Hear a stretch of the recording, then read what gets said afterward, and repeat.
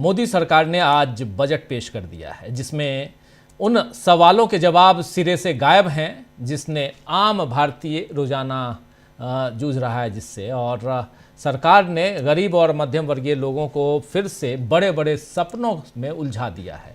2014 से नरेंद्र मोदी यही तो कर रहे हैं। अच्छे दिन 12 सालों में तो नहीं आए, बल्कि बेतहाशा बेरोजगारी और महंगाई ने लोगों को परेशान कर दिया। इसके अलावा पिछले कुछ महीनों में अमेरिकी टैरिफ और वैश्विक तनावों के बढ़ने के कारण उद्योग व्यापार में जो नुकसान हुआ उसका भी सीधा असर आम आदमी पर ही पड़ा है। लेकिन बजट में इनमें से किसी पर कोई सीधी बात नहीं की गई है। इसीलिए कांग्रेस सांसद और नेता प्रतिपक्ष राहुल गांधी ने जो लिखा है वो आपके सामने रख रहा हूं। राहुल गांधी यहां लिख रहे हैं, देश में युवा बेरोजगार हैं, मैन्युफैक्चरिंग गिर रही है, निवेशक पूंजी बाहर निकाल रहे हैं और खासकर बाहर के जो निवेशक हैं, विदेशी निवेशक, फॉरेन इन्वेस्टर्स, घरेलू बचत तेजी से घट रही है और किसान संकट में है। वैश्विक स्तर पर आने वाले झटकों का खतरा मंडरा रहा है, लेकिन बजट इन सभी मुद्दों को नजरअंदाज करता है और आंखें मूंदने वाला है। उन्होंने ये भी कहा है कि ये ऐसा बजट है जो कोर्स करेक्शन से इनकार करता है और भारत के असली संकटों के प्रति अंधा बना हुआ है। ये बात यहां राहुल गांधी कह रहे हैं। वहीं कांग्रेस के सांसद और नेता प्रतिपक्ष राहुल गांधी के बाद अखिलेश यादव ने जो कुछ कहा है आपके सामने वो भी रखता हूं। अखिलेश यादव यहां क्या कह रहे हैं, जरा सुन लीजिए। लोगों के लिए बजट बना है, 1/20 लोगों के लिए बजट बना है, किसान, गरीब और गांव में रहने वाले लोगों की समझ से बाहर का बजट है सर। लेकिन जब तक बजट का ये भाषण निर्मला सीतारमण संसद में पेश कर रही थी, लगातार मेज थपथपाते हुए प्रधानमंत्री दिख रहे थे। अच्छा, अपनी पीठ कौन नहीं चाहता है? अरे भाई, सरकार के लोग थपथपा रहे थे, उन्हें ये नहीं पता कि आज सोना चांदी कितना महंगा हो गया, सेंसेक्स बता रहे हैं क्रैश हो गया। आप सोचिए क्या हालात है। आज बीमारी की दवाइयों का इलाज नहीं आप करा पा रहे हो, आप गरीब को कोई सुविधा नहीं दे पा रहे हो, इंफ्रास्ट्रक्चर की बड़ी बड़ी बातें कर रहे हो। आप 1 लाख करोड़ की जो बननी थी बुलेट ट्रेन, आज 2 लाख करोड़ की बुलेट ट्रेन बन रही है। आपने यूपी को कोई भी एक्सप्रेस वे नहीं दिया। आप बिजली कितनी महंगी दे रहे हैं आप, और जो कंपनियां बिजली सप्लाई कर रही हैं वो मुनाफे में, हजारों करोड़ के मुनाफे में। तो आप किस तरह का बजट बना रहे हो, किसके लिए बजट बना रहे हो? विकसित भारत का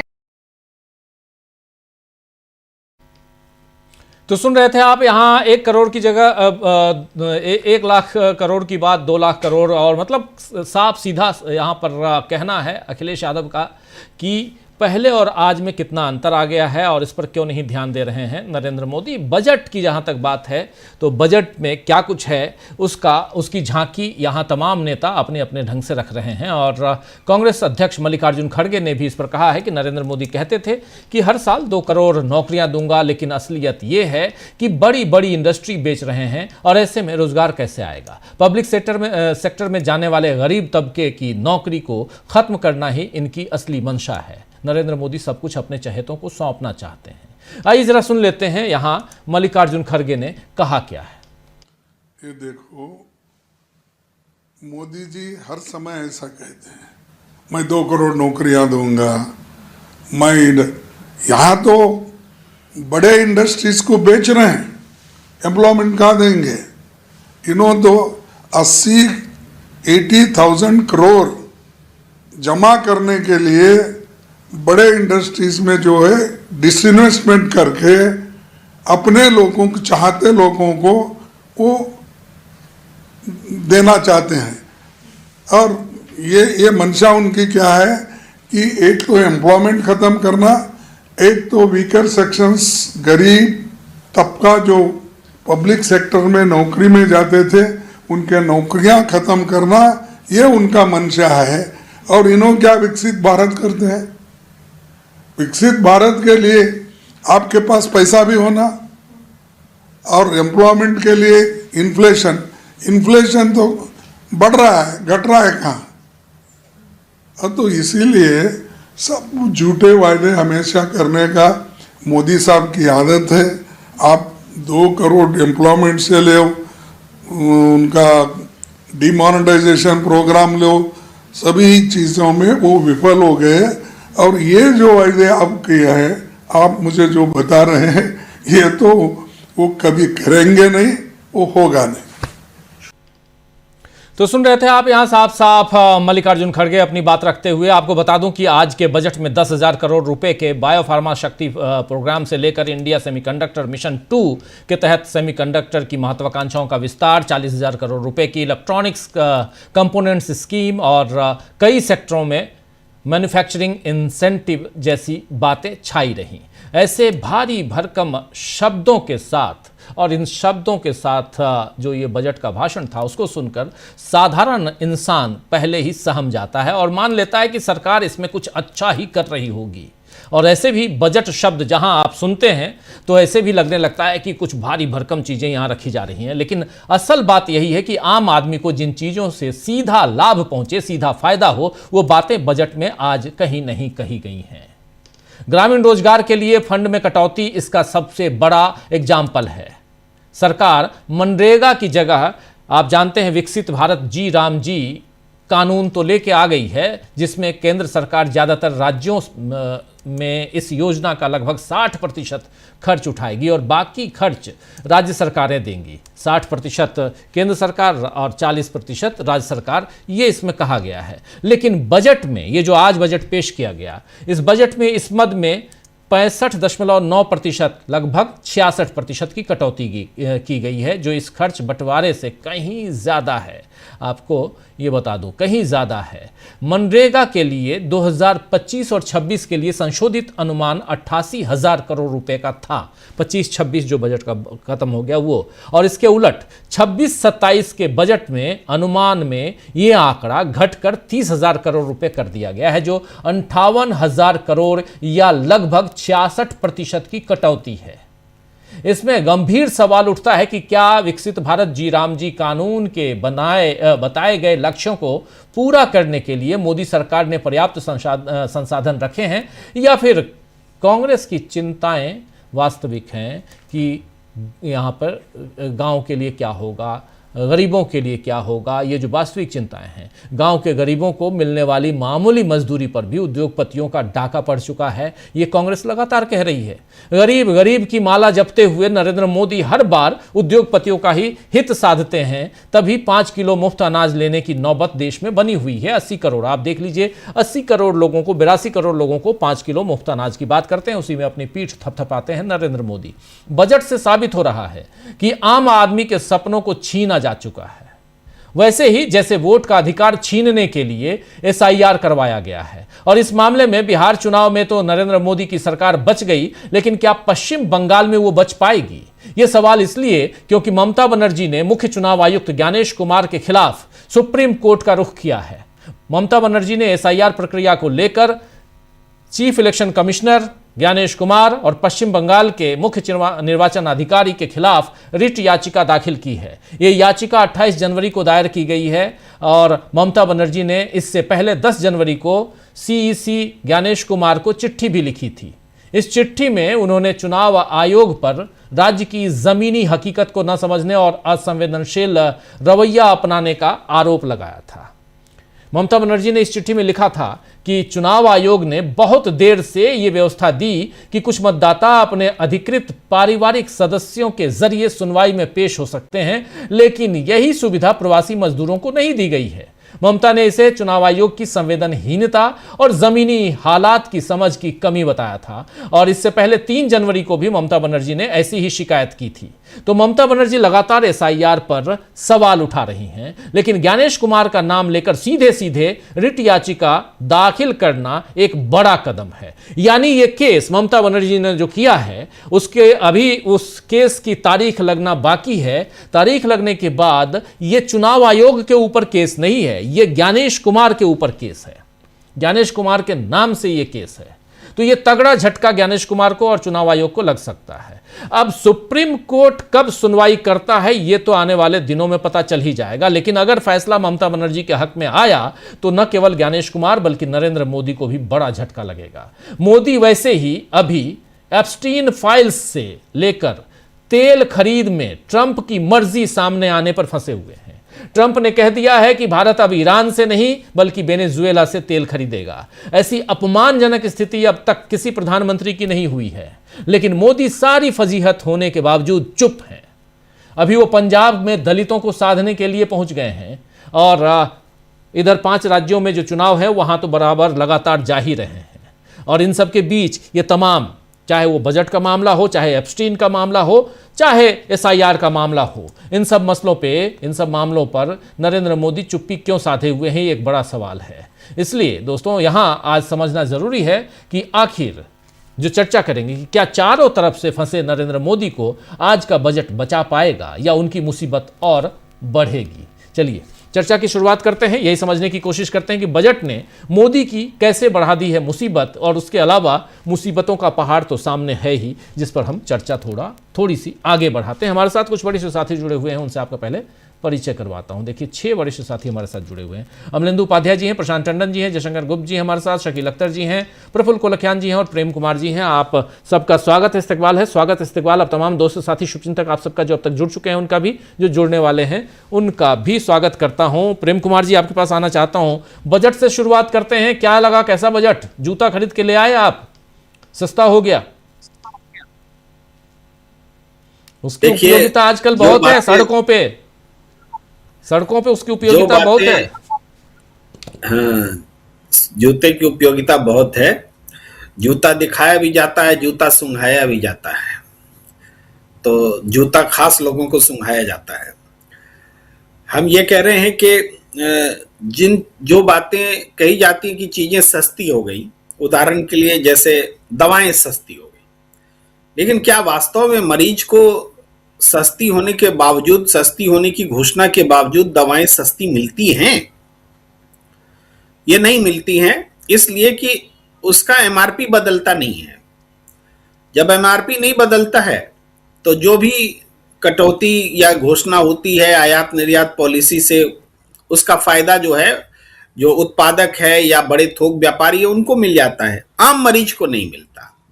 तो इसलिए ये देखना अभी या कहना मुश्किल है कि जो घोषणा की गई है कि ये चीजें सस्ती होंगी, वास्तव में सस्ती होंगी कि नहीं होंगी और असर पड़ेगा कि नहीं पड़ेगा। लेकिन पूरी जो बजट है, ये पहली बार हमने देखा है, अब तक जितना भी बजट हमने देखा उसमें कॉमन फैक्टर जो नया है वो है कि एक ही दिन सोना चांदी भी गिर रहा है और शेयर बाजार भी गिर रहा है।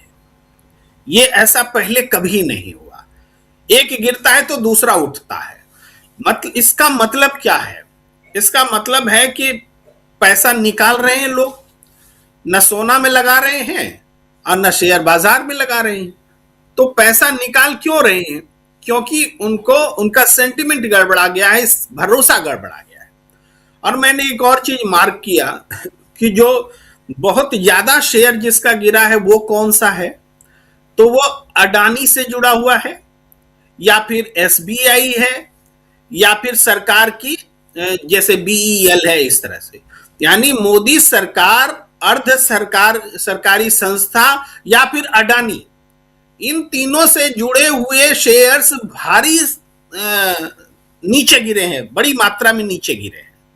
तो इसका मतलब क्या है कि अडानी प्लस मोदी प्लस सरकार, इनके प्रति कुछ भरोसा घटा है, और कुछ नहीं, भरोसा घटा है, ये साफ दिखता है, सेंटिमेंट दिखता है।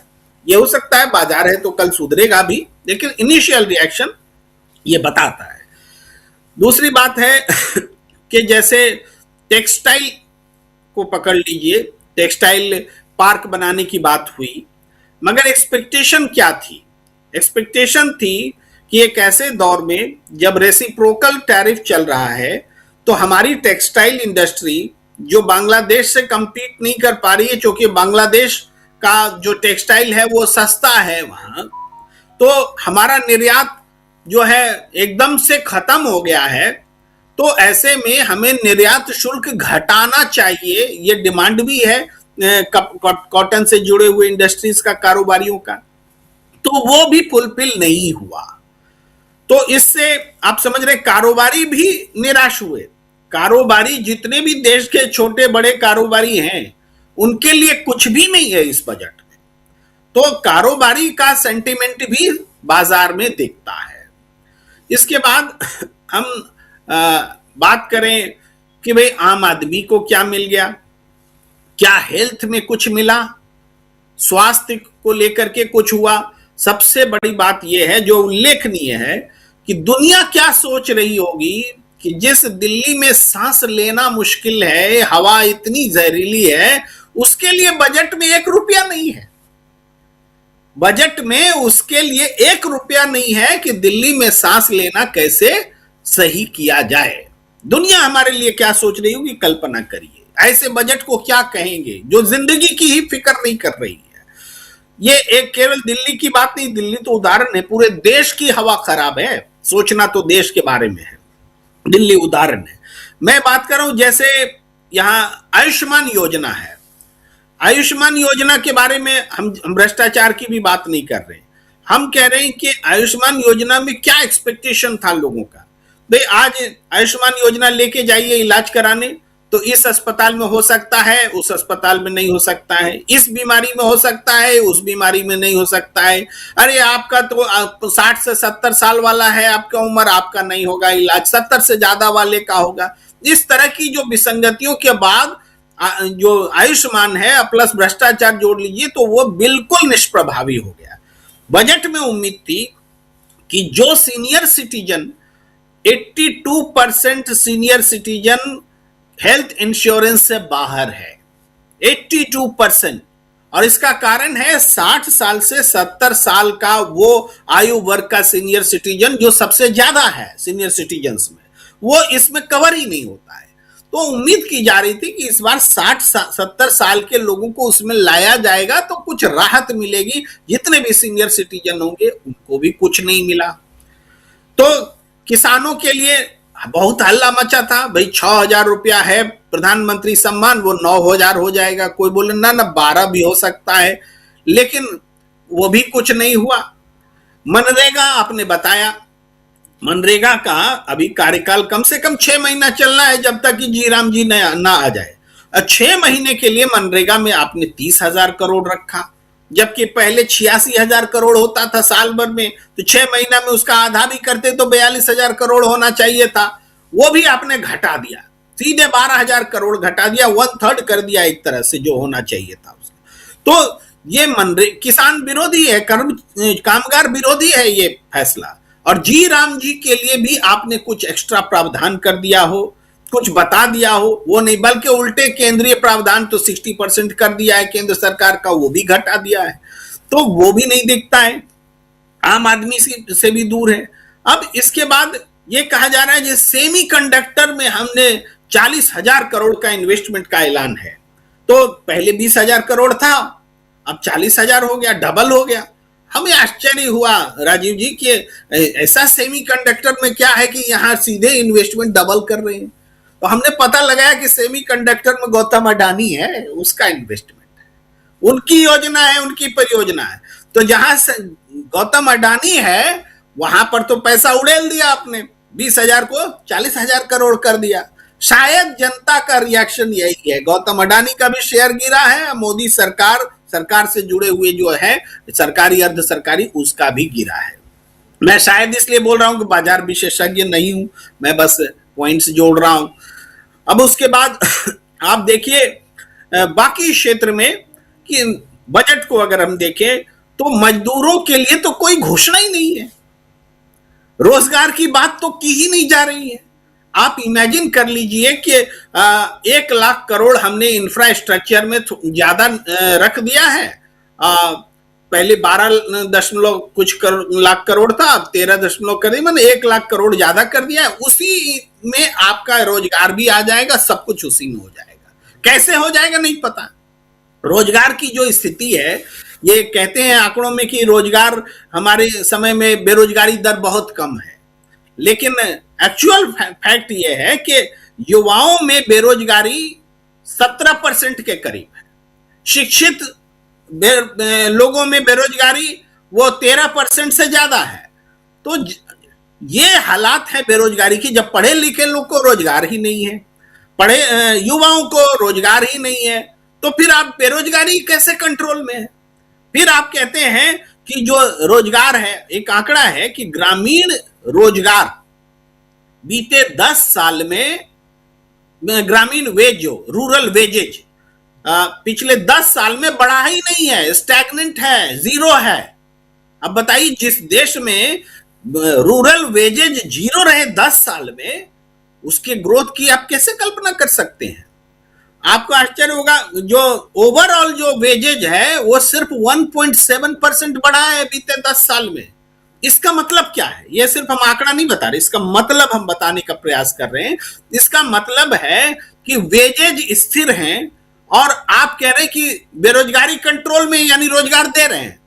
तो ये है कि आप मनरेगा के लोगों को रोजगार बता रहे हैं, आप गीग वर्कर्स को रोजगार है रोजगार, लेकिन वो रोजगार जिसमें 10,000, 15,000, 20,000 रुपया मिलता है, वो रोजगार, उसकी संख्या जरूर ज्यादा है, लेकिन चूंकि वेजेज स्थिर हैं और बड़ी संख्या में बेरोजगारी है, अब फिर भी आप कह रहे हैं कंट्रोल है। इसका मतलब है क्वालिटी एम्प्लॉयमेंट बहुत डाउन हो चुका है, जिसमें जीने लायक पैसा मिले, जो 8 लाख रुपया न्यूनतम है, जिसको ईडब्ल्यूएस कैटेगरी मानते हैं। 8 लाख रुपया सालाना का मतलब है 12 सत्ते 84, मतलब 65-70 हजार के बीच मंथली। ऐसा रोजगार तो आप गिनने से नहीं मिलेगा, इसका तो परसेंटेज निकालना पड़ेगा, ऐसे रोजगार की क्या संख्या है। ये हालात है रोजगार और बेरोजगारी का। जब हम बात करते हैं, इसको अगर हम विश्लेषण करें तो हम उस जगह पर हैं। इसको सुधारने के लिए कोई कार्यक्रम ही नहीं है। आप इंडस्ट्री कैसे सुधारेंगे, इंडस्ट्रियल ग्रोथ कैसे लाएंगे? भाई, फॉरेन इन्वेस्टमेंट भाग रहा है, राहुल गांधी ने जिक्र किया है, फॉरेन इन्वेस्टमेंट भाग रहा है और अपने देश में शेयर बाजार पर विश्वास नहीं है। लोग सोना, पहले नरेंद्र मोदी की सरकार आई थी, शुरुआती दौर में याद होगा, आम जनता के लिए कहा गया था कि आप घर में सोना मत रखिए, देश के विकास में सोना लगाइए, बैंक में जमा कीजिए, पैसा लीजिए। देश में काम आना चाहिए सोना, आइडल नहीं रहना चाहिए।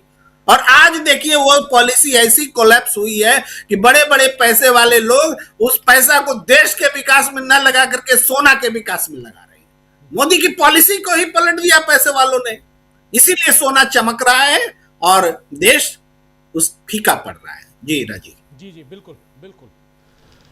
चुनाव से पहले 5 राज्यों में चुनाव, उससे पहले यहाँ आज बजट, और उस बजट में चुनावी राज्यों पर कितना फोकस रहा ये हम समझेंगे। लेकिन उन्हीं चुनावी राज्यों में से एक, इधर पश्चिम बंगाल की मुखिया यानी ममता बनर्जी ने कैसे सीधे सीधे नाम के साथ नामजद याचिका दायर कर दी है सुप्रीम कोर्ट में 28 तारीख को। इस पर भी बात करेंगे, एप्स्टीन फाइल्स पे भी बात करेंगे थोड़ी बहुत। लेकिन उन सब के बीच इधर सबसे पहले बजट पे बात कर रहे हैं हमारे साथी, यहाँ तमाम साथी मौजूद हैं। जरा प्रशांत जी आपके पास आना चाहता हूँ, बजट को कैसे आप देखते हैं प्रशांत जी, सीधे शब्दों में अगर पूछा जाए तो? देखिए, प्रेम कुमार जी ने मोटा मोटा एक रूपरेखा रख दी है जी। मैं इसमें 2-3 बातें जोड़ता हूँ केवल प्रेम कुमार जी ने जो कहा है। 2 बातें हैं राजीव जी। एक, मौजूदा जो संकट है, वो चाहे बेरोजगारी का हो, चाहे वो अमेरिका के टैरिफ का हो, चाहे वो एनर्जी सिक्योरिटी का हो, जो बात वेनेजुएला की आ रही है, उन सब चीजों को वो एड्रेस नहीं कर रहा है। जैसे ट्रंप के टैरिफ से, 50% टैरिफ से जो लेबर इंटेंसिव, जो रोजगार देने वाले जो हमारे जो उद्यम हैं, वो प्रभावित हुए सीधे। केवल एक्सपोर्टर प्रभावित नहीं हुआ है। एक्सपोर्टर तो देखिए वो ट्रेडर होता है, वो एक कमोडिटी को ट्रेड करता है, दूसरी को कर लेगा। लेकिन जो कारीगर है, जो लकड़ी का सामान बनाता है, जो जूते बनाता है, जो रेडीमेड गारमेंट्स की फैक्ट्री में लगा हुआ है, मजदूर है, उसके पास कोई दूसरा विकल्प नहीं है, उसको कुछ और काम आता भी नहीं है। तो जो लेबर इंटेंसिव हमारा जो पूरा उद्यम है, वो बुरी तरह प्रभावित हुआ है। उसको एड्रेस करने के लिए बजट में कुछ भी नहीं है। कोई दूरगामी वो भी नहीं है कि कोई रोड मैप दिखाई दे रहा हो कि जो ग्लोबल एक आर्थिक मंदी है, मंदी क्या एक आर्थिक विषमता है टैरिफ की वजह से, उस टैरिफ की वजह से, तो उसमें अब देखिए पाकिस्तान, बांग्लादेश जैसे 50 देश हमसे कम टैरिफ में है। जाहिर सी बात है कि वहाँ पे उनके उद्योग धंधे बढ़ेंगे। चाइना से हमारा ट्रेड जो बैलेंस है वो बढ़ गया है, इम्बैलेंस 1 बिलियन की जगह 116 बिलियन हो गया, 100 बिलियन की जगह। तो बड़े सारे जो गैप्स हैं उसको भरा नहीं गया है। दूसरी बात, अभी दवाई की बात प्रेम कुमार जी कर रहे थे, स्वास्थ्य सेवाओं में राजीव जी 6,000 करोड़ रुपए की कटौती, 3,686 करोड़ की कटौती हुई है। स्वास्थ्य सेवा में आपने कटौती की तो अस्पताल प्रभावित होंगे। तो जब डॉक्टर उपलब्ध नहीं होगा, जब अस्पताल अच्छे नहीं होंगे, बढ़ेंगे नहीं, तो दवा सस्ती का क्या करेगा मरीज? दवा का पर्चा तो डॉक्टर ही बताएगा ना।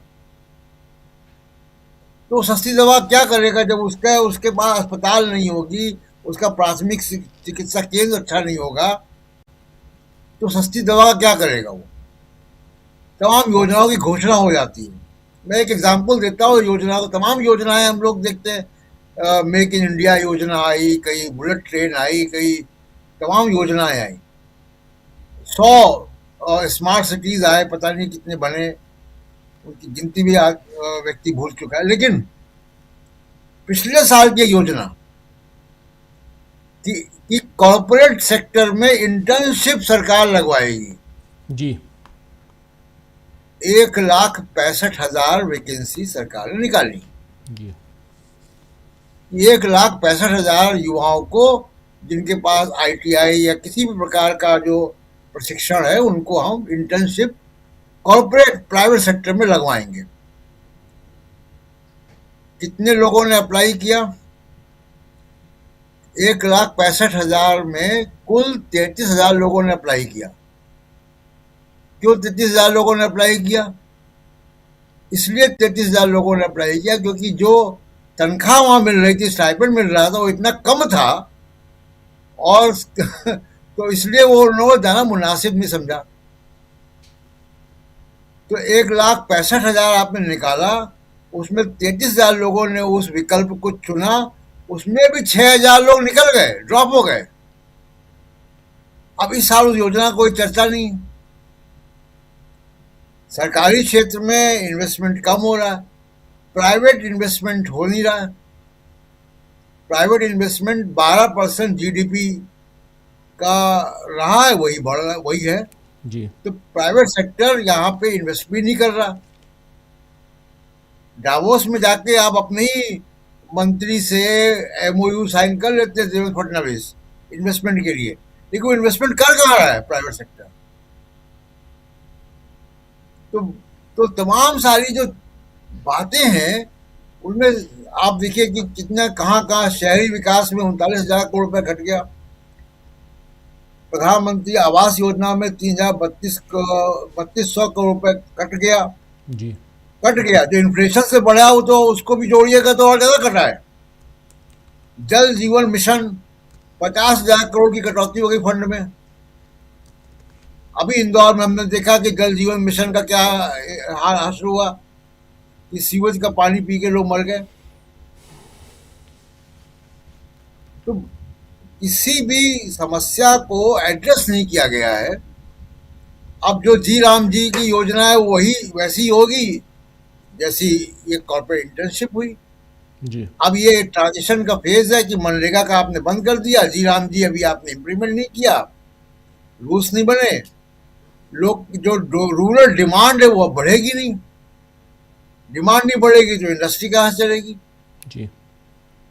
आज भी है वो FMCG की बात करते हैं हम लोग, जो छोटे छोटे प्रोडक्ट होते हैं, साबुन तेल इत्यादि, बिस्किट, बैटरी, ये सारे प्रोडक्ट गांव में ज्यादा बिकते हैं शहरों के मुताबिक, शहरों के मुकाबले। लेकिन अब गांव में अगर परचेजिंग पावर नहीं रहेगी, उसके पास काम नहीं होगा तो खरीदे कहाँ से वो? तो ये बजट में बहुत सारी ऐसे गैप्स हैं कि जो मौजूदा समस्याओं को न हल कर रहा है और ना वो कोई भविष्य का एक बड़ा रोड मैप, जो ग्लोबल इकोनॉमी की प्रॉब्लम्स हैं और जो भारत को जो बात कही जा रही है कि 2047 में हम विकसित भारत बनेंगे, तो शिक्षा में पैसा काट के बनेंगे विकसित भारत, स्वास्थ्य में पैसा काट के बनेंगे विकसित भारत? कैसे? ये क्या बीमार लोगों का और अनपढ़ लोगों का भारत बना के आप विकसित हो जाएंगे? सवाल तो वाजिब है। जी जी, सवाल वाजिब है कि आखिर कैसा भारत बनाना आप चाहते हैं? जी प्रशांत जी। उसी से बजट का डायरेक्शन दिखता है कि किस तरफ आप देश को ले जाना चाहते हैं। तो बिल्कुल। इसलिए बजट में ऐसा कुछ है नहीं, और इस बजट में जो योजनाएं हैं उनका हश्र वही होगा जो इंटर्नशिप का हुआ, जो बुलेट ट्रेन का हुआ, जो जी राम जी का भी वही होगा, जो 100 स्मार्ट सिटी का हुआ, और ये योजनाएं होती रहेंगी। 10-20 हजार करोड़ 50 हजार करोड़ रुपए चुनाव जीतने के लिए रखते हैं अलग से, कि चुनाव करीब आएगा तो महिलाओं के खाते में पैसा डाल देंगे, किसानों के खाते में पैसा डाल देंगे, और पैसा डालकर वोट खरीद लेंगे, लेकिन उसको उसकी गरीबी में मरने देंगे। ये है रोड मैप बजट का। जी राजीव। बिल्कुल सही आप कह रहे हैं। बहुत सारे इस बजट को अगर देखा जाए ऐसे हर साल, साल दर साल, क्योंकि 12 साल से लगातार सत्ता पर काबिज है नरेंद्र मोदी, उन्हीं की पार्टी, उन्हीं की सरकार और उन्हीं का बजट। और इस बजट में अगर आप कंपेयर करने की कोशिश कीजिए कि 2014 में उन्होंने क्या कहा, क्या वादे किए, 2015, 2016 ऐसे करते करते 2026, 10 साल बाद अगर आते हैं आप, तो 12 साल बाद तो आपको दिखाई देगा कि कई सारी योजनाएं जिसकी शुरुआत हुई थी वो कहाँ जाके किस बक्से में बंद हो गई पता नहीं चलता आपको। एक वो भी आप लोगों को याद होगा कि एक मशीनों वाला एक शेर दिखाई देता था कई जगह। मैं रायपुर में देखा, वहाँ एक चौराहे पे लगाया हुआ है, और भी कई शहरों में लगाया गया है। वो शेर जो था वो मेक इन इंडिया की बात थी शायद, जहाँ तक मुझे ध्यान है। वो आजकल दिखाई नहीं देता है। शकील जी, कहीं देखे क्या आपको दिखाई दिया? मैं रायपुर जब जाता हूँ एयरपोर्ट से अपने घर की तरफ जब निकलता पहुँचने के लिए, तो रास्ते में वो दिखता है तो याद दिलाता है, हॉन्ट करता है कि अरे ये भी है, चलो कुछ कर लेते हैं, पैसे वैसे मिल जाएगा, कुछ तो सरकार देगी, लेकिन कुछ मिलता नहीं है। शकील जी।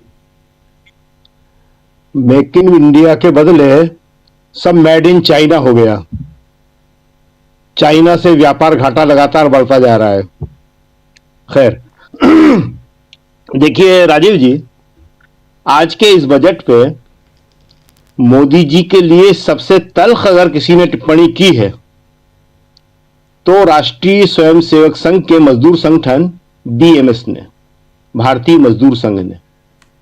भारतीय मजदूर संघ ने कहा है कि सबसे निराशाजनक बजट श्रमिकों का वेतन, सामाजिक सुरक्षा के लिए कुछ नहीं, आंगनवाड़ी, आशा और मध्याह्न भोजन कार्यकर्ताओं के मानदेय में कोई वृद्धि नहीं, ग्रामीण क्षेत्र के साथ, ग्राउंड पे काम करने वाली महिलाओं के साथ, गिग वर्कर्स के साथ पूरी असंवेदनशीलता, असंगठित क्षेत्र में 90% तक श्रमिकों के लिए कुछ भी नहीं। यह बीएमएस की टिप्पणी है। भारतीय मजदूर संघ जो हर जगह सरकार का झंडा लिए खड़ी रहती है। अभी जो सुप्रीम कोर्ट ने कहा, हमारे माननीय मुख्य न्यायाधीश ने, सूर्यकांत जी ने, कि यूनियनें बंद करा रही हैं उद्योगों को, तो ये बीएमएस जहां भी मजदूरों के हित की लड़ाई होती थी वहां मालिकों के हित की लड़ाई लड़ने पहुंच जाती थी। वही आज इतनी निराश हो गई है कि वो ये टिप्पणी कर रही है। दूसरी एक और टिप्पणी हम आपको बताते हैं, बड़ी इंटरेस्टिंग है। बजट को समझने के लिए ये चीजें हम बताने की कोशिश कर रहे हैं। बंगाल के सांसदों ने क्या कहा? बंगाल के सांसदों ने, अभी आप जिक्र कर रहे थे 5 राज्यों के चुनाव का, कि बजट ने बता दिया कि मोदी बंगाल हार गए। यह बजट जो है पूरी तरह जो है निराशाजनक बजट है, और इस बजट ने बता दिया कि मोदी जी के पास अब करने के लिए कुछ नहीं।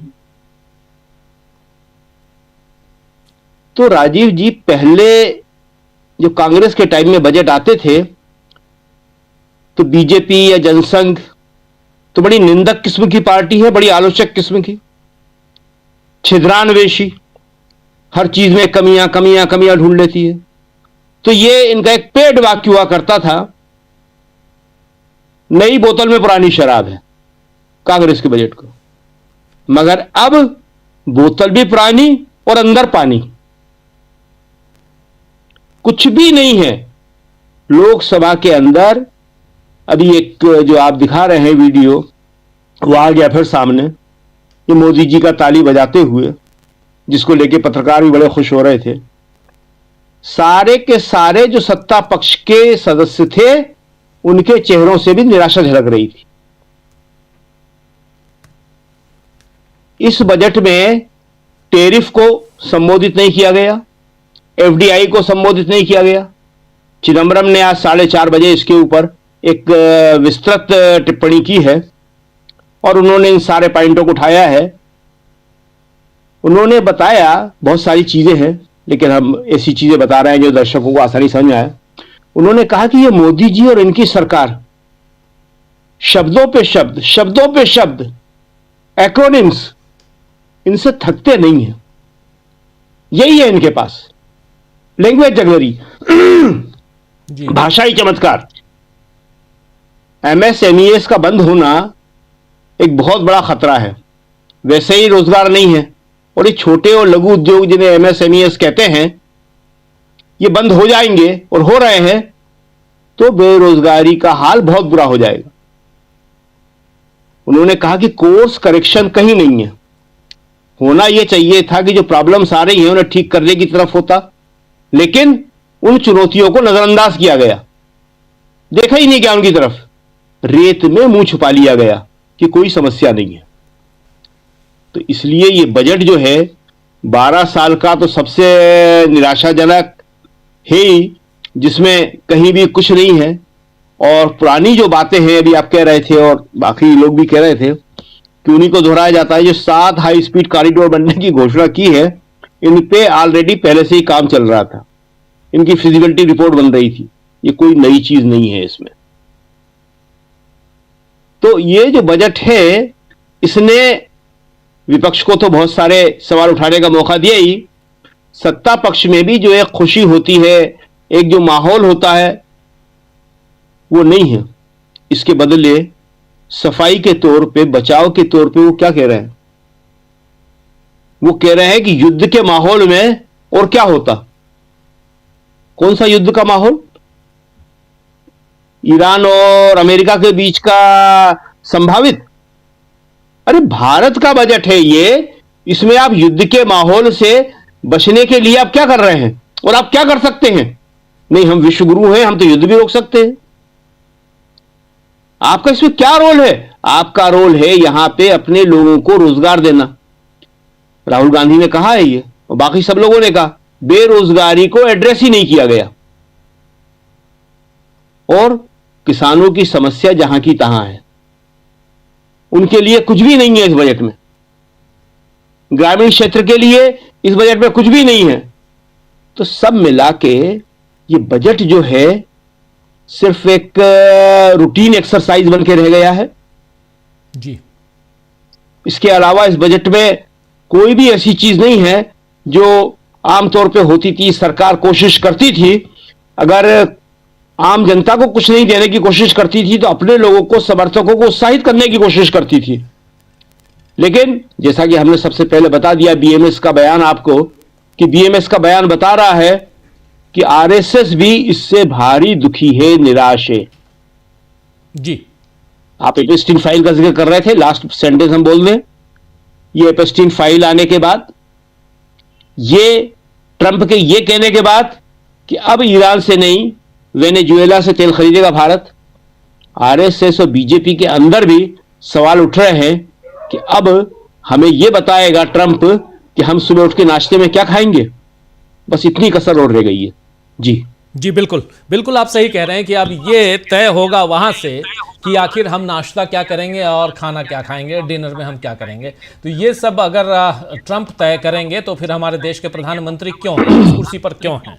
और जांच की डिमांड हो रही है कि प्रधानमंत्री इस्तीफा दें और जांच में भाग लें, जांच करवाएं कि क्या चल रहा है, आखिर दूध का दूध और पानी का पानी आए। लेकिन जयशंकर जी, बजट की बात हो रही है, हालांकि बजट निराशाजनक है। और जैसे शुरुआत में प्रेम कुमार जी ने बिल्कुल सही कहा था कि ये एक ही दिन सोना चांदी दोनों सस्ता, दोनों में इस ढंग से गिरावट एक ही दिन नहीं देखी गई थी। वो कल से लेकर आज तक हम लोगों ने देख लिया, सोने में भी चांदी में भी। और इसके बाद जैसे ही बजट थोड़ा सा आगे बढ़ता है, निर्मला सीतारमण के बजट भाषण का आधा घंटा बीतते बीतते शेयर बाजार धड़ाम हो जाता है, हाहाकार मच जाता है। और आज जब बंद हुआ है तब भी 1900 माइनस में बंद हुआ है, लगभग 1800 समथिंग, 1900 माइनस में, तो 2500 तक चला गया था। यानी समझ सकते हैं 2% गिरना छोटी मोटी बात नहीं है। और शेयर बाजार, लेकिन ये जो मिडिल क्लास है और ओवरऑल, क्या यहाँ पर जरा आपसे पॉलिटिकल सवाल पूछना चाहता हूँ। मैं समझ रहा हूँ कि बजट की जब बात होती है तो हमारे तमाम साथी और ऐसे भी हम लोग भी पैसे कौड़ी की बात, जेब में मिल जाए, कोई दे दे, कमा लें हम, तो बढ़िया लगता है, मज़ा आता है। लेकिन पैसे कौड़ी की बात इस ढंग से, हज़ारों करोड़ रुपए, उसमें में फिस्कल डेफिसिट, तो इतना पैसा आया इतना गया, ये पल्ले पड़ता नहीं है आम जनता के। हमारी आपकी मजबूरी है कि हम लोग इसको थोड़ा सा समझने की कोशिश करते हैं, लेकिन मैं अपने तमाम साथियों को उतना गहराई में ले जाने की कोशिश नहीं कर रहा हूँ। एक बात मैं समझना चाहता हूँ आप तमाम महानुभावों से, और जयशंकर जी उसकी शुरुआत आप कीजिए। यहाँ पर शेयर बाजार गिरा, कोई चिंता नहीं। उसके बाद आपने देखा सोने चांदी में गिरावट आई, कोई चिंता नहीं। रुपए में गिरावट है, कोई चिंता नहीं। 5 राज्यों में चुनाव है, साड़ी पहन के आ गई थी, कांजीवरम की साड़ी। यहाँ आज सीतारमण, निर्मला सीतारमण, जो तमिलनाडु में चुनाव है वहीं की साड़ी है, वो पहन के आ गई थी। और दही चीनी खा के आई थी राष्ट्रपति महोदया के हाथ से। वो भी एक नई परंपरा की शुरुआत हो चुकी है, वो हम लोगों ने देखा। शुभ काम में हम लोग भी पहले एग्ज़ाम देने जाते थे तो माँ खिला देती थी कि हाँ लिख के, बेटा अच्छा लिख के आएगा, तो वो करते थे, वो जतरा बनाते थे। प्रफुल्ल जी समझते होंगे, तो ये होता था। लेकिन अब ये जो जतरा बनाने वाली बात है, ये थोड़ा ज़्यादा राष्ट्रपति भवन तक पहुंच चुकी है ये बात।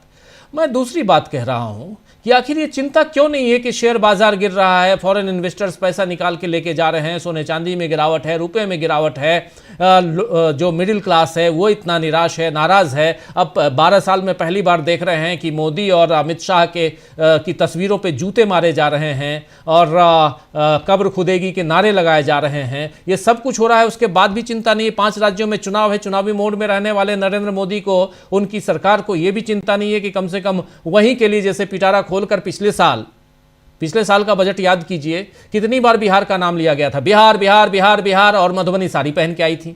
साड़ी भी मधुबनी साड़ी पहन के आई थी जिसमें वो था निर्मला सीतारमण जी। इस बार साड़ी पहन के जरूर आई, ये देखिए। लेकिन ये देखिए, दही खा रही हैं, दही शक्कर खा रही हैं, तो आई। लेकिन तमिलनाडु, केरल, पश्चिम बंगाल, असम, पुदुचेरी, इन 5 राज्यों पे जो फोकस होना चाहिए था वो क्यों नहीं रहा? ये यहां पर जरा जयशंकर जी को जरा ले आइए पहले, फिर प्रफुल्ल जी आपके पास आता हूं। जयशंकर जी आ गया तो उसके बाद हमारे जी ठीक है, आवाज आ रही है। हमारे एक मित्र से बात हो रही थी, हमने कहा भाई किसी को कुछ दिया नहीं इस बजट में, तो कहा कि क्यों देंगे, चुनाव तो है नहीं कोई सामने। हमने कहा चुनाव तो है, 5 राज्यों में तो हो रहा है, बंगाल में है, तमिलनाडु में है, असम में है, पुडुचेरी में है, केरला में चुनाव तो हो रहा है। तो उन्होंने कहा कि नहीं, इसमें देखिए तमिलनाडु में जीतने का कोई कारण नहीं बनता है, केरल में सफलता मिलने की कोई गुंजाइश नहीं है, बंगाल ये हारेंगे ही हारेंगे। ले दे करके असम है, तो असम में तो हिंदू मुसलमान से काम चल ही जाएगा, तो उसके लिए फिर बजट में सब करने की जरूरत क्या है? तो मुझे थोड़ा उनकी बात में मतलब दम नजर आया। लेकिन हमने भी जब सोचना शुरू किया कि आखिर में बजट किसके लिए है, किसको फायदा दे रहा है। आमतौर पे माना जाता है कि साहब कारपोरेट को खुश करने के लिए किया जा रहा है, या अर्थव्यवस्था को कैसे मजबूती मिलेगी। लेकिन आप देख ही रहे हैं, मतलब हमारी निगाह भी लगातार बनी रहती है शेयर बाजारों पर।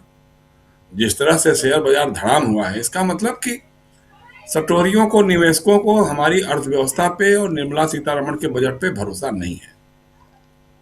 ये जो 3 ट्रिलियन और 5 ट्रिलियन इकोनॉमी बनाने की बात की जा रही है, सब कुछ हो रहा है, तो कहीं ना कहीं से सब खोखलापन है और वो उजागर हो रहा है। लोग समझ रहे हैं कि भाई मामला हाथ में नहीं है, अगर इसमें ज़्यादा फंसोगे तो नुकसान हो जाएगा। और जो बबलगम फैलाया था कि चांदी इतनी बढ़ गई, 4 लाख रुपए हो गया, सोना 1,80,000 83,000 रुपए हो गया 10 ग्राम का दाम, मुझे बहुत हंसी भी आई, गुस्सा भी आया जब निर्मला सीतारमण जी कह रही थी अपने बजट भाषण के दौरान कि देश में गरीबी कहाँ है, लोग सोने और चांदी की दुकानों पे भीड़ लगा के खरीद कर रहे हैं।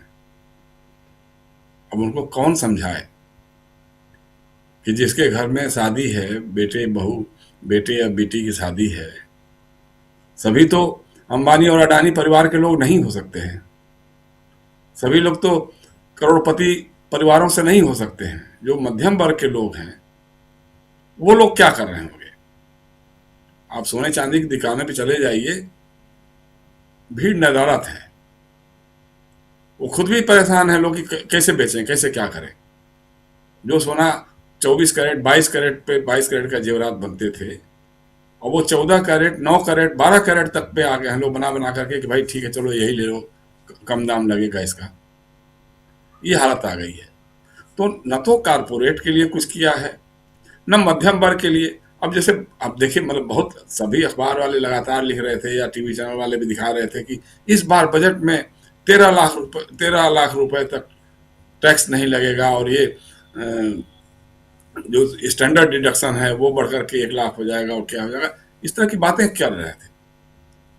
उसके लिए भी नहीं है इस बार, जो है ना, जुमले भी नहीं है। मुश्किल ये है कि हर बार मोदी जी जुमला फेंकते थे तो उनके जुमले जो हैं उनके निर्मला जी के बजट में भी परिलक्षित होते थे, लेकिन इस बार तो जुमले भी नहीं दिखाई दिए कि मतलब कोई ऐसा जुमला फेंक दिया हो। बेरोजगारी हल करने का कोई ये नहीं है। शिक्षा के मामले में न तो कहीं आईआईटी बनाने की बात है, न कोई नई यूनिवर्सिटी बनाने की बात है, न कहीं मेडिकल कॉलेज बनाने की बात है। हाँ, बुलेट ट्रेन के लिए जरूर बड़ौदा से बंबई जाने के लिए, जैसा अखिलेश यादव बता रहे थे कि 1 लाख करोड़ की परियोजना अब 2 लाख करोड़ में हो गई साहब। 2 लाख करोड़ रुपए, मतलब अगर 12 लाख करोड़ का आपका बजट है 13 लाख करोड़ का, तो उसमें से 1 लाख करोड़ तो गया खाली बजट बुलेट ट्रेन में चला गया। तो इस तरह की बातें जो इस बजट में दिखाई दे रही हैं, तो ये तो इनको ये बात सही है, हमारे मित्र ने कहा था कि भाई ये इस बात से आश्वस्त है कि बंगाल इनके हाथ में आने वाला नहीं है। लाख कोशिशें कर लिया इन्होंने, हिंदू मुसलमान, भारत बांग्लादेश, ये सारे उनके ट्रुप के कितने इक्के कार्ड हो सकते हैं, वो सब फेल कर रहे हैं। उम्मीद थी कि जरूर कुछ न कुछ करेंगे, इसमें बजट में कुछ करेंगे जिससे बंगाली मुशाए थोड़ा बहुत सोचना शुरू कर दे। हालांकि वो बहुत दूसरे ढंग के लोग हैं, इतना आसान नहीं है वहां पे। तो एक तो ये है, और जैसी बातें हो रही हैं, जैसे भाई एक बार भी चर्चा नहीं किया कि भाई टैरिफ लगा रहा है अमेरिका और इस तरह की चीजें जो हो रही हैं, हम किससे क्या करेंगे क्या नहीं करेंगे। कम से कम यही कह देते कि नहीं साहब, कोई तीसरा देश नहीं तय करेगा कि हम किससे खरीदेंगे किससे नहीं खरीदेंगे। इसका मतलब कि जो सही बात है, जो एपस्टीन की फाइल्स में कहीं ना कोई कम आपकी नस जरूर दबी हुई है, जिसके चलते ट्रंप इतनी हिमाकत कर पा रहा है कि अब खुद कह रहा है कि साहब अब भारत जो है वो रूस या ईरान से तेल नहीं खरीदेगा, अब वो वेनेजुएला से खरीदेगा। वेनेजुएला में चूंकि उसकी कठपुतली सरकार बनी हुई है, उसकी कंपनियों से उसका बिजनेस शुरू होगा, तो एक तरह से वेनेजुएला नहीं बल्कि अमेरिका से खरीदेगा। सीधी सीधी बात ये होगी।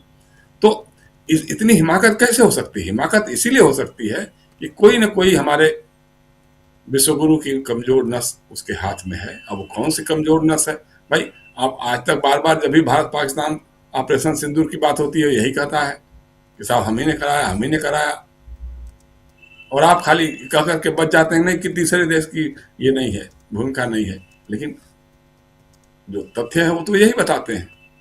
तो इस तरह से है ये बजट, मतलब बहुत ही निराशाजनक, किसी को भी उम्मीद जगाने वाला नहीं है। और मनरेगा को तो जिस तरह से खत्म किया है राजीव जी, भाई पहले वो एक्ट था, अब ये मिशन बना दिया इसको उन्होंने, और उसके लिए भी पैसे बहुत कम कर दिए। इसका मतलब रोजगार की गारंटी का अधिकार नहीं रहेगा, कानून नहीं रहेगा, उसके हिसाब से आप मान सकें कि नहीं साहब हम बेरोजगार हैं, हमको आप काम दीजिए, आपको देना पड़ेगा। वो तो नहीं दे रहे हैं। अच्छा, एक तरफ कह रही है निर्मला सीतारमण के साहब कहाँ है गरीबी, लोग सोना चांदी खरीदने के लिए दुकानों पे भीड़ लगाए हुए हैं, दूसरी तरफ 80 करोड़ लोगों को आप 5 किलो अनाज मुफ्त में दे रहे हैं। ये भी एक विडंबना है, ये भी एक विरोधाभास है। खुद भी मान रहे हैं कि गरीब भी हैं, गरीबी रेखा के नीचे हैं, जिनको हम 5 किलो राशन दे रहे हैं, मुफ्त में राशन दे रहे हैं, और दूसरी तरफ कह रहे हैं कि साहब लोग भीड़ लगा करके खरीद रहे हैं। अब निर्मला सीतारमण के घर पता नहीं कोई शादी होती है कि नहीं होती है, वो लहसुन प्याज तो उन्होंने एक बार कह दिया कि हमारे परिवार में कोई लहसुन प्याज नहीं खाता, इसलिए हमको इसका दाम नहीं मालूम है। लेकिन जिसके घर शादी है उससे आप पूछिए सोने चांदी के भाव के बारे में, तो वो आपको बता सकता है। मैं खुद उसका भुक्तभोगी हूँ। तो इसलिए राजीव जी, ये बजट पूरी तरह से दिशाहीन और निराशाजनक है। उन्हें ये भी नहीं कह सकते कि ये अमीरों को बहुत खुश करने वाला है, क्योंकि निवेशकों ने इसको खारिज कर दिया एक तरह से।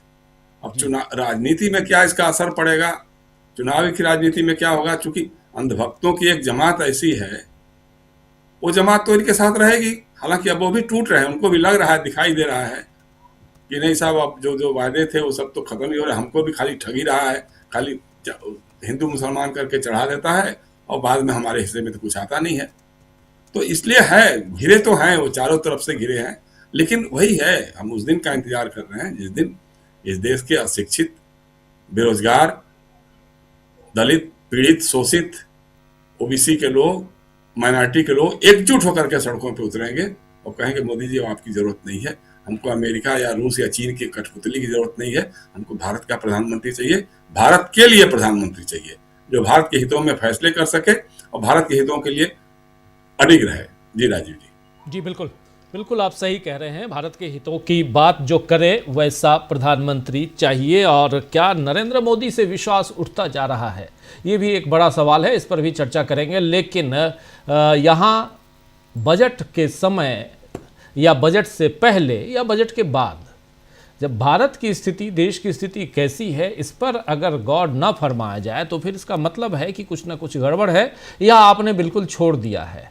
अगर 2500 पॉइंट तक सेंसेक्स गिर जाए, शेयर बाजार में हाहाकार मच जाए और उसके बाद भी उसको रोकने की कोशिश न हो, उधर ध्यान देने की कोशिश न हो, तो इसे क्या माना जाएगा? आप मेज थपथपाते रहिए, पीठ थपथपाते रहिए, लेकिन सच्चाई जो है वो कुछ और है, वो कुछ और दिशा में आपके इस पूरे क्रियाकलापों को देख रही है, ये दिखाई देता है। सोने चांदी की बात या मजदूरों की बात हो, गरीबों की बात हो, वंचितों की बात हो, हर तरफ यही हम देख रहे हैं। और इसीलिए इस बजट पर अगर पैनी निगाह आप लोगों ने रखी होगी तो आपको समझ में आ गया होगा कि इसमें है क्या।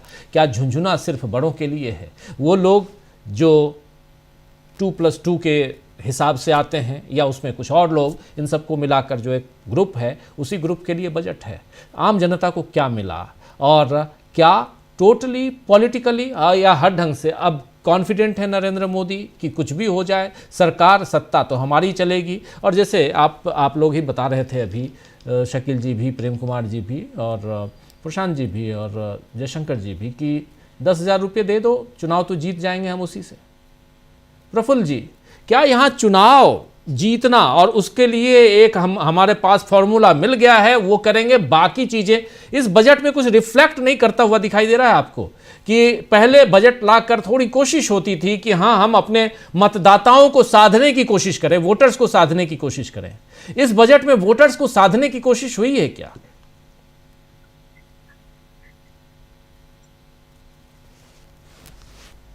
आवाज नहीं आ रही जी? आ रही है। हाँ, मैंने कहा कि नमस्कार सभी को और बजट की बधाई। हिंदी में एक मुहावरा चलता है, जूते में दाल बांटना। जूते में दाल बांटना हिंदी का मुहावरा है। और जानते हैं कि मुहावरे असंसदीय नहीं होते हैं। तो जूते में दाल बांटा गया है। इसको समझने के लिए, पूरे बजट को समझने के लिए जो सबसे जरूरी चीज है, यह समझने की कोशिश करना कि हम जो ऋण जाल है, डेट ट्रैप, उससे कितने दूर हैं। और असल मुद्दा यहाँ है कि ऋण जाल से, डेट ट्रैप से हम कितने दूर हैं और अगर इसी तरह चलते रहे तो कितने दिन में उसमें फंसेंगे। ये जो प्रस्तावित बजट आकलन है ना, इसमें अभी बहुत कुछ होगा।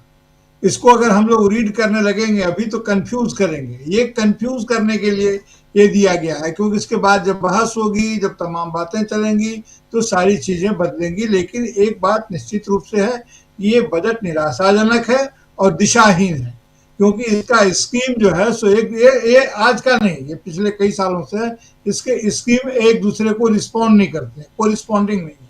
तो अगर स्कीम्स कोरिस्पॉन्डिंग नहीं होंगी तो जाहिर है कि एक का लाभ दूसरे में मिलेगा नहीं और एक से दूसरे का संवाद नहीं होगा, तो ये आइसोलेशन में तो अर्थव्यवस्था नहीं चलती है, इसलिए इसके भीतर का कोई इंटीग्रेशन नहीं है स्कीम्स में।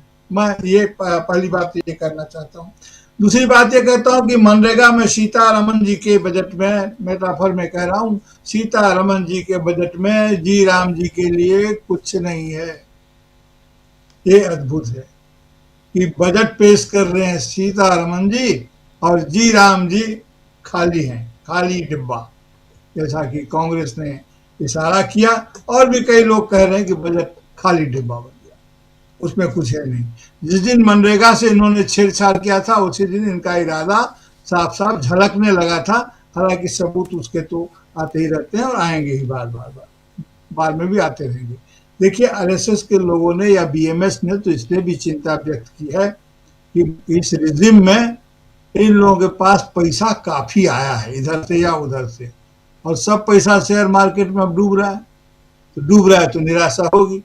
और उनको मजदूरों की बात इसमें तो किया ही नहीं गया। प्रेम कुमार सर ने बहुत अच्छे ढंग से कहा कि वेज स्टैग्नेशन में, असल में अर्थव्यवस्था में कुछ भी स्टैग्नेशन में नहीं होता है, या तो आप आगे जा रहे हैं या पीछे जा रहे हैं, स्टैग्नेशन में नहीं रह सकते। स्टैग्नेशन में रहना बहुत कठिन काम है, ये अर्थव्यवस्था में होता नहीं है। तो अगर ये यानी कि अगर फिगर टर्म में अगर ये स्टैग्नेटेड है तो इसका मतलब ये है कि प्राइस राइज तो हो रहा है, यानी कि वेज में इरोजन हो रहा है जबरदस्त, और अगर वेज में इरोजन हो रहा है तो इसका मतलब ये हुआ कि क्वालिटी ऑफ एम्प्लॉयमेंट डेड हो रहा है, उसमें मृत का अंश बढ़ रहा है। जो हमारा एम्प्लॉयमेंट है, जो उससे हमको मजदूरी मिलती है, वो जाहिर है कि वो उसमें डेट एलिमेंट ज्यादा हो रहा है। इसलिए राहुल गांधी ने ठीक ही कहा कि ये एंटी युवा है, क्योंकि लेबर फोर्स अंततः क्या होता है, युवा होता है। अब मैं तो लेबर फोर्स में काउंट नहीं होऊंगा, चाहे जितना चिल्लाऊंगा आपके। तो लेबर फोर्स वो होता है जो युवा होता है, यंग होता है, जिसमें कुछ करने का उत्साह होता है, जिसके पास सपने होते हैं। वो बुरी तरह हताश और निराश है। तो एंटी यूथ तो ये बजट है ही, और एंटी लेबर इसलिए है कि उसके लिए कोई कदर ही नहीं है, कोई स्कीम ही नहीं है, उसके वेज का कोई इंतजाम ही नहीं है, कोई प्रोविजन ही नहीं है। तो ये पूरा का पूरा बजट जो है तो उस प्रकार से अगर इसको हम देखें तो इससे ये होगा कि अगर मनरेगा के लोग अगर रूरल एम्प्लॉयमेंट या रूरल इकोनॉमी पर वो ठीक ढंग से एड्रेस नहीं किया जाएगा तो यकीन मानिए सर, टायर 1 सिटी दबाव में आ जाएंगे। और टायर 1 सिटी अगर दबाव में आ गए तो ये जो गांव के लोग जब आएंगे तो जो कहते हैं ना कहाँ है गरीबी और कहाँ इनको नहीं दिखती है जेनजी, सब दिखने लगेगा। अगर ये अर्थव्यवस्था को संभाल नहीं पा रहे हैं, अब ये किसी प्रकार से चल रहा है, इसको राम भरोसे छोड़ दिया गया है, तो ऐसी स्थिति में हमारे पास जो पॉलिटिकल जो इसका सिचुएशन है वो सिचुएशन ये है कि इनकी योजनाओं पर अभी देखा जाए कि ये क्या कर रहे हैं नहीं कर रहे हैं। मिडिल क्लास है कहाँ? अब मिडिल क्लास है नहीं, मिडिल क्लास अब मुहावरे में बचा हुआ है। इसलिए कि या तो देखिए कि विषमता कितनी तेजी से बढ़ रही है, या तो ऊपर भाग रहे हैं लोग जिनको काफी पैसा बढ़ रहा है, उनका देखिए उनके आंकड़े तो आएंगे फिर दोबारा, या फिर एकदम जिनकी आमदनी बिल्कुल कम हो गई है। एफएमसीजी की बात कर रहे थे sir Gupta sir, Saidia Shakeel sir. FMCG जो फास्ट मूविंग जो कंज्यूमर गुड्स हैं वो इसलिए गांव में बेसिक खपत होते हैं कि वहां की परचेजिंग कैपेसिटी से वो मैच करते हैं। 10 रुपया से ज्यादा हम, एक बड़ा आदमी 10 रुपया का पैकेट थोड़े खरीदेगा, और क्यों खरीदेगा, लेकिन गरीब आदमी 50 रुपया का पैकेट नहीं खरीदता है, वो 10 रुपया खरीदता है।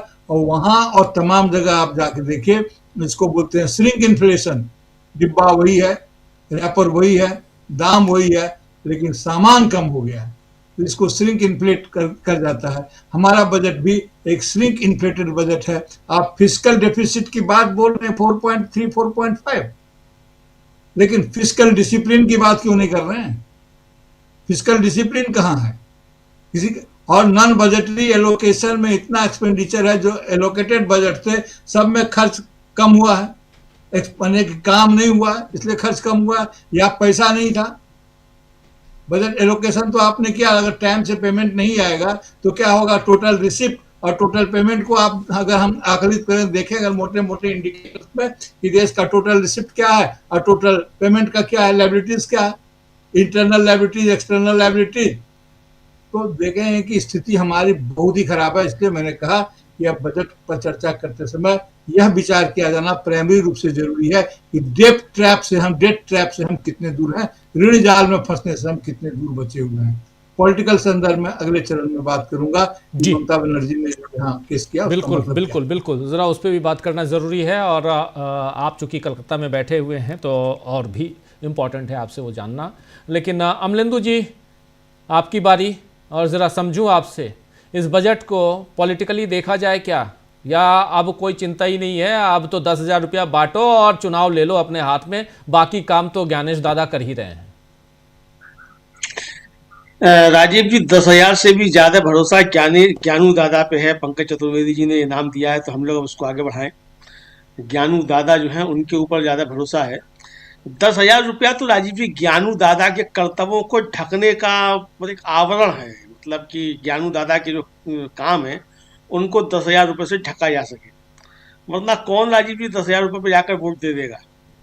तो ये 10,000 रुपया तो मामला अलग है। तो अब ये कुल मिलाकर मुझको लगता है कि ज्ञानू दादा के ऊपर बहुत ज़्यादा भरोसा है और वही अब जो है इस देश के असली खेवैया हैं। मोदी जी तो अब केवल जो है मुखौटा रह गए हैं, देश अब ज्ञानू दादा ही चला रहे हैं राजीव जी, अब ऐसा लगता है।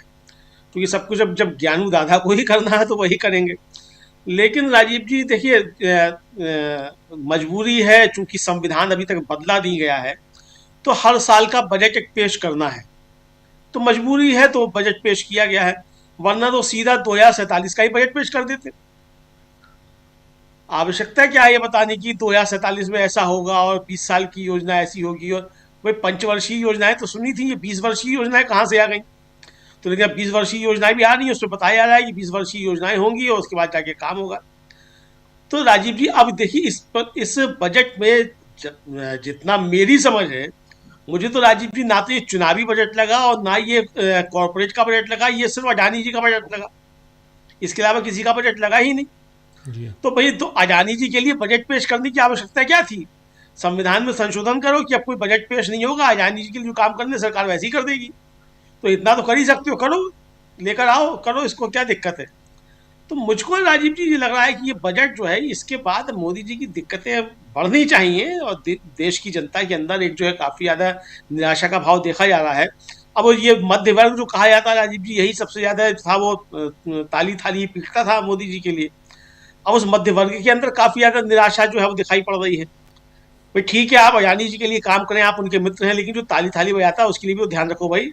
अगर मतलब थाली बजाने के लिए थाली ही नहीं बचेगी तो थाली पीटेगा कहाँ से। तो आप तो उसकी थाली भी छीने ले रहे हैं। तो अभी तक तो राजीव जी होता यह था कि वो देखिए बीजेपी के जो आते थे प्रवक्ता आकर बहस करते थे और बताते कि थाली देखिए मोदी जी ने भर दी है, 56 भोग हैं उसमें, थाली में घी भी है और पहली बार ऐसा है कि जो थाली जो है दी जा रही है उसमें घी है। अब तो कोई ये कहता हुआ भी दिखाई नहीं पड़ रहा राजीव जी की थाली मोदी जी ने दे दी 56 भोग की, उसमें घी भी है। घी राजीव जी अगर बाजार में आप जाइए और अगर आप शुद्ध घी लेना चाहें तो 1200 रुपये किलो से कम नहीं है घी जी। तो अब ये स्थितियां हैं, तो आप अपने बच्चों को घी भी नहीं खिला सकते, दूध भी नहीं पिला सकते। दूध तो ऐसा है राजीव जी कि अगर आप पैकेट का लेने जाएंगे तो वो दूध है भी कि नहीं इसका कोई भरोसा ही नहीं है। तो अब ये सारी जो परिस्थितियां हो रही हैं तो आपका ध्यान देश की समस्याओं पे है ही नहीं। आपका ध्यान सिर्फ ये है कि किस तरीके से आपके मित्र का कारोबार जो है वो बने और किस तरीके से आपका मित्र का कारोबार चले। अरे भाई ठीक है, आप देश के प्रधानमंत्री हैं तो राज्य सरकारों का ही ध्यान रख लो, अधिकांश राज्य सरकारें आपकी हैं, उनके लिए बात कर लो। अब अखिलेश यादव पूछ रहे हैं कि भाई आपने उत्तर प्रदेश के लिए क्या दिया। चलो भाई अभी चुनाव नहीं है, अगले साल तो चुनाव है, तो तब तक कुछ तैयारी होती है आपके जरिए, बजट के जरिए। तो आपने कुछ नहीं दिया, उत्तराखंड के लिए आपने कुछ नहीं दिया। अब पंजाब आप चले गए हैं, वहाँ यहाँ के हिसाब से दलितों को आप लुभाएंगे। तो आपके जाने से, डुगडुगी बजाने से आप ये सोचते हैं बस आप डुगडुगी बजाएंगे सब कुछ आपकी तरफ खिंचा हुआ चला आएगा। तो ऐसा नहीं है राजीव जी। चूंकि मैं फिर कहूँगा यही बात जो बार बार मैं कहता हूँ कि मोदी जी ये समझते हैं कि देश की जनता मूर्ख है, वो मूर्खों के सरदार है। वो मूर्खों के सरदार हो सकते हैं लेकिन देश की जनता मूर्ख नहीं है। इस बजट में राजीव जी कुछ भी नहीं है, और अगर कुछ है बजट में तो वित्त मंत्री का जो एक घंटे से ज़्यादा लेकर लगभग 85 मिनट का जो इतना उबाऊ और थकाऊ भाषण है कि मोदी जी को भी राजीव जी मेज थपथपाने के लिए अपने हाथ पे ज़्यादा जोर देना पड़ रहा है। मुझे लगता है कि जाकर के उन्होंने हाथ की काफ़ी ज़्यादा सिकाई करवाई होगी कि भाई ये हत्ता मेज इतनी पीटनी पड़ी है जोर देकर, तो इसमें जोर ज़्यादा लगा है। तो राजीव जी, चेहरे का भाव जो है मोदी जी का भी देखा जा सकता है। सिर्फ एक रिकॉर्ड के अलावा और कोई रिकॉर्ड नहीं है कि 70 सालों में पहली बार नवीं बार जो है एक ही वित्त मंत्री, महिला वित्त मंत्री ने जो है वो नवीं बार बजट पेश किया। इसके अलावा इस बजट के अंदर राजीव जी कुछ भी नहीं है, शून्य बटे सन्नाटा है। शून्य बटा सन्नाटा। लेकिन आज सन्नाटा वाला दिन होता है, रविवार छुट्टी का दिन, और आज बजट पेश हुआ है। और आज़ाद भारत के इतिहास में ये पहली बार है कि रविवार को बजट पेश किया गया है। तो नरेंद्र मोदी, यहाँ आप जान रहे हैं कि रिकॉर्डधारी नरेंद्र मोदी, रिकॉर्ड बनाने में माहिर नरेंद्र मोदी रिकॉर्ड बनाना चाहते थे और रिकॉर्ड उन्होंने आज कायम किया। लेकिन इन सब के बीच जब हम ज्ञानेश कुमार जी की बात कर रहे हैं तो उनके नामजद याचिका दाखिल करने के पीछे की कहानी क्या हो सकती है, प्रफुल्ल जी आपके पास आऊँगा। लेकिन पहले आना चाहता हूँ प्रेम कुमार जी आपके पास। प्रेम कुमार जी, ये चुनाव आयोग, बजट में तो साफ दिख रहा है कि यहाँ पर कोई चिंता नहीं है। आपको लगता है क्या कि सचमुच अब चुनाव जीतने की चिंता भी शायद नरेंद्र मोदी की पार्टी ने छोड़ दी है?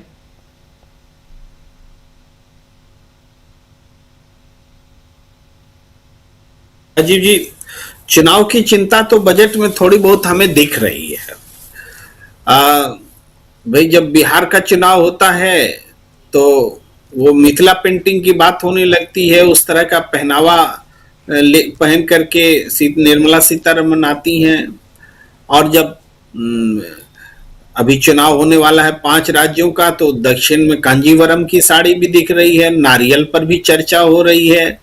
और उधर आप ध्यान देंगे तो जो भी कॉरिडोर की बात हुई है वो उसमें साउथ प्रभावी है, बंगाल के लिए भी एक आध घोषणाएं हैं। तो वो चिंता तो है, क्योंकि मोदी सरकार की एक शैली है।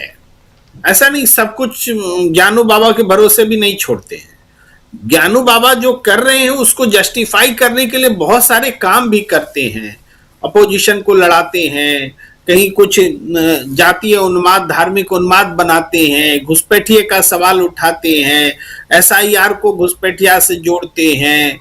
तो इस तरह की कुछ कुछ बातें बताते हैं ताकि चोरी भी नेचुरल लगे और आप शक शुबा में रहे कि चोरी है या घुसपैठिया मामला है, या हिंदू मुस्लिम हो गया, या कि SIR हो गया, या कि विपक्ष में एकता नहीं थी, वो उससे नहीं मिला, वो उससे नहीं जुड़ा, राहुल गांधी कम यात्रा कर गए कि प्रियंका गांधी नहीं गई, कि ममता बनर्जी से मिल के नहीं लड़े, कि मिल के लड़ लिए। तमाम तरह की वो चीजें पैदा कर देते हैं ताकि आप दूसरी बातों में भी फंसे रहें। ये उनकी शैली है। तो ऐसा नहीं कि चुनाव SIR के ही भरोसे हैं या ज्ञानू बाबू के ही भरोसे हैं, वो इनकी शैली है, एक वो दिखती है। लेकिन इस बजट में बस प्रतीकात्मक रूप से वो चीज दिखता है कि कुछ एरिया को उन्होंने कवर किया है जो चुनाव जहां होने वाले हैं, मगर ओवरऑल चूंकि ये बजट आम जनता के पक्ष में नहीं है, ये बजट प्रभावशाली और पूंजीपतियों के पक्ष में है। ये बजट भ्रष्टाचार को बढ़ाने वाला बजट है, क्योंकि आप पिछले योजनाओं का भी बजट का हिस्सा देखिए, कितना जनता को पहुंचा और कितना भ्रष्टाचार की भेंट चढ़ा, वो भी देखें। हमने कहा सेमीकंडक्टर में ये इन्वेस्ट कर रहे हैं, जहां गौतम अडानी इन्वेस्ट कर रहे हैं वहां पर ये पैसे लगा रहे हैं। इसके अलावा जो बायो फार्मा में जो इन्वेस्टमेंट की बात आई है, आप देखिए ना, इलेक्टोरल बॉन्ड निकालिए, बायो फार्मा कंपनियों ने खूब चंदा दिया था, तो वहां भी उनका कनेक्शन मिल जाएगा। तो ये बजट भ्रष्टाचार को भी बढ़ाने वाला बजट है, ये प्रो पीपल तो है ही नहीं। तो इसका ये स्वभाव सामने आया है। अब इसको इस रूप में देखें, कुछ और भी बातें हैं, क्योंकि इसमें विदेशी प्रभाव भी दिखता है, क्योंकि भारत को आत्मनिर्भर बनाने के लिए जो कदम उठाने चाहिए बजट में, कि मैन्युफैक्चरिंग को बढ़ावा दिया जाता, अपनी जो टैरिफ से लड़ने की हिम्मत दिखलाई जाती, रेसिप्रोकल टैरिफ से, वो सारी चीजें नदारद हैं। तो इसका कारण क्या है? इसका कारण क्या ये संयोग है कि एप्स्टीन फाइल सामने आता है, उसकी नई फाइलें सामने आती हैं, नरेंद्र मोदी जी का एक संबंध एप्स्टीन से दिखता है, वो कैसे वो बेनेट से बात कर रहे हैं कि इजराइल में नाचने गए थे, कि उन्होंने सलाह ली थी एप्स्टीन से, ये सारी बातें जो सामने आई हैं, आ रही हैं। और उस समय ठीक डोनाल्ड ट्रंप कहते हैं कि आपको वेनेजुएला से ही लेना पड़ेगा तेल। ये दोनों एक ही दिन हो रही है घटना जी कि वेनेजुएला से आपको तेल लेना होगा और एप्स्टीन फाइल का खुलासा भी है। खुलासे में कुछ बातें भी हैं और वो गुंजाइश भी है जिसमें कि विदेश मंत्रालय आकर कह रहा है कि इसमें कुछ नहीं है, और बीजेपी आकर कह रही है कि हिज लगा दिया है एप्स्टीन के सेंटेंस में, और हिज लगा करके माने को बदल दिया है कांग्रेस ने, वरना वो एप्स्टीन के साथ बातचीत नहीं, इस तरह का आभास दे रहे हैं। वो गुंजाइश छोड़ी गई है कि अगर आपने मेरी बात नहीं मानी तो इस गुंजाइश के भी सबूत और निकाले जा सकते हैं। तो ये जो स्थिति है, तो बजट पे विदेशी प्रभाव भी दिख रहा है कि हम इस बजट को, देश को आत्मनिर्भर बनाने वाला स्टैंड ही नहीं नजर आ रहा है। अरे पहले कम से कम स्मार्ट सिटी की तो घोषणा करते थे, वो बने ना बने। इस बार तो स्मार्ट सिटी भी गायब है, या इस तरह की योजना ही नहीं है। आत्मनिर्भर वाला सवाल ही खत्म है। तो हम ये कह रहे हैं, वो राष्ट्रवाद भी नहीं दिखता बजट में। वो किसी शक्ति, ऐसा लगता है जैसे सारी जुबान ही गूंगी हो गई हो। राष्ट्रवाद की जुबान नहीं है, आत्मनिर्भरता की जुबान नहीं है। वो चाइना से ट्रेड बैलेंस करने का भी सवाल खत्म है, उस पर भी चुप्पी है। पहले तो था चाइनीज वस्तु का बहिष्कार करेंगे, स्वदेशी को अपनाएंगे, बस नारे में ही होता था। प्रैक्टिकली तो हम देख रहे हैं ट्रेड बैलेंस का क्या